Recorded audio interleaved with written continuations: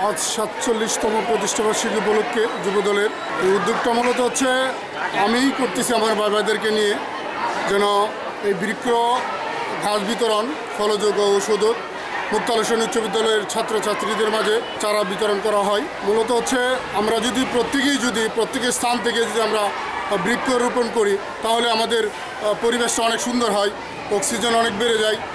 আর actually ছাত্রছাত্রীদেরকে গাছ দেওয়ার মূলত কারণ হচ্ছে ওদেরকে উৎসাহিত করা, ওরা যেন ভবিষ্যতে এই দেশকে করার জন্য প্রচুর পরিমাণের প্রত্যেকের বাড়িতে যেন গাছ লাগায়। দেশনায়ক তারেক রহমান নির্দেশ দিয়েছেন, পরিবেশ বাঁচাও, গাছ বাঁচাও, দেশ বাঁচাও।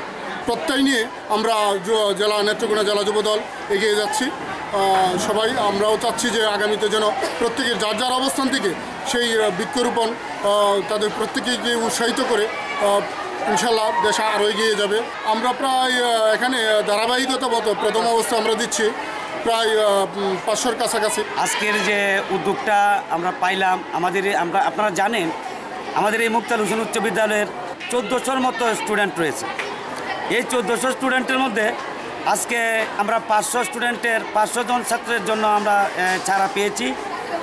আমাদের এই পরিবেশ বান্ধব এবং আধুনিক বিশ্বে রূপান্তর করতে হলে বৃক্ষরোপণের বিকল্প নেই।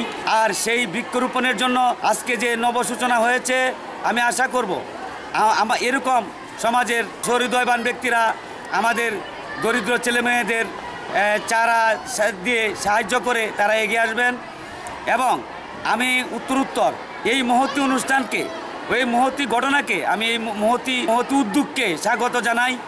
এবং আরও যেন আমাদের এই পরিবেশ বান্ধব ফলজ, দেশীয় ফলজ বা আমাদের ঔষধি গাছ আমরা যেন ছাত্রদেরকে বেশি বেশি করে দিতে পারি।